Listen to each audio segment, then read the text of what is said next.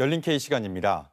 올 시즌 내내 리그 최하위를 맴돌던 프로축구 전북현대가 지난 주말 최종전을 비기면서 1부 리그 잔류를 위한 승강 플레이오프를 앞두고 있습니다. 창단 이래 최악의 성적으로 잔류 경쟁까지 내몰린 전북. 원인은 무엇이고 올 시즌 전북의 운명은 어떻게 예상하는지 짚어보겠습니다. 박찬아 KBS 축구 해설위원 화상으로 연결돼 있습니다. 위원님 안녕하십니까? 네, 안녕하세요. 네. 영원한 1강이라 불리던 전북 현대가 그 어느 때보다도 힘겨운 시즌을 보냈습니다. 왜 이런 상황까지 벌어졌다고 보십니까?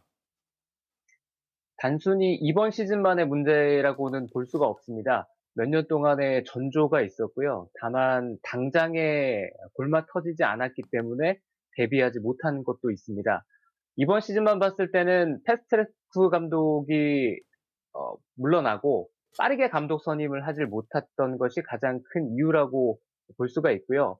거기다가 최근 몇 년 동안 계속 전력 보강은 했습니다만 그 보강이 성공적이질 못했고 더군다나 외국인 선수의 활약까지 미미하면서 이번 시즌은 계속 하위권으로 떨어진 채 어려운 시즌을 보냈습니다.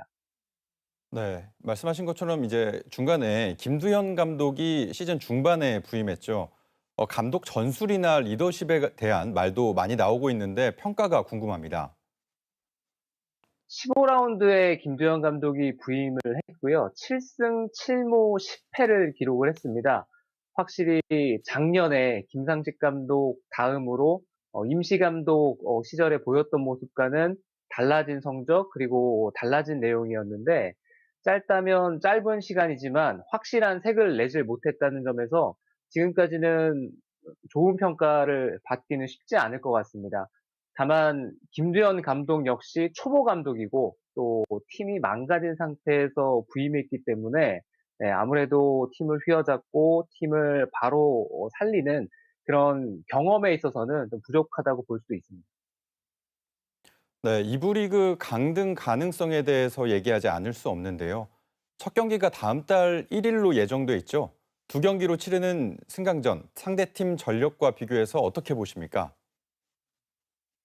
전북 현대의 승강 플레이오프 상대는 2부 리그 승강 플레이오프에서 승리한 서울 이랜드와 경기를 하게 됐습니다.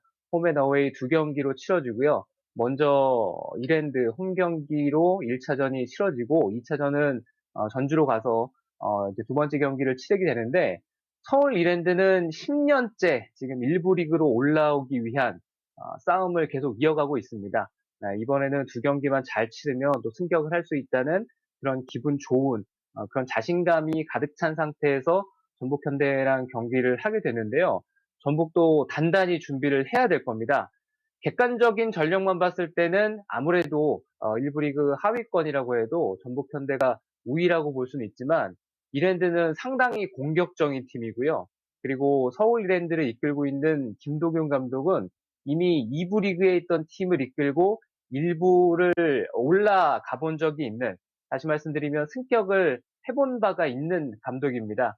지난 승격 플레이오프를 잘 치렀다는 점, 그리고 전북 현대가 아시아 챔피언스 리그를 치르는 까닭에 일주일 간격으로 이 승강 플레이오프를 치러야 되거든요.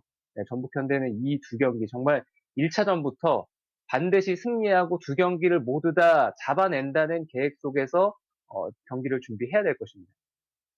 네, 쉽지 않은 승강전이 예상되는데 아직 잔류나 강등이 정해지진 않았지만 다음 시즌에 대한 얘기도 하지 않을 수 없잖아요. 이번 시즌을 마무리한 뒤 구단이 어떤 부분들을 중점적으로 개선해야 한다고 보세요?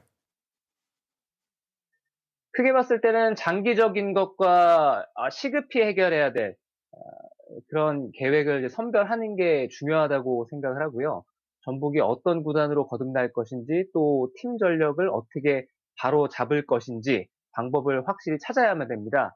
과거 전북이 K리그 내에서 해오던 우승 공식으로는 더 이상 이제 강팀으로 거듭나기는 어렵다는 게 이번 시즌 그리고 지난 시즌을 통해서 드러났다는 생각이거든요. 어떤 식으로 전력 보강을 해서 팀을 운영해 나갈 것인지 그 계획 마련이 아마 전북 현대 구단이 바로 서는 첫걸음이라고 볼 수 있습니다. 네, 일단 이번 승강전 잘 치르는 게 무엇보다 중요하겠죠. 좋은 결과 기대해 보겠습니다. 오늘 여기까지 듣겠습니다. 고맙습니다.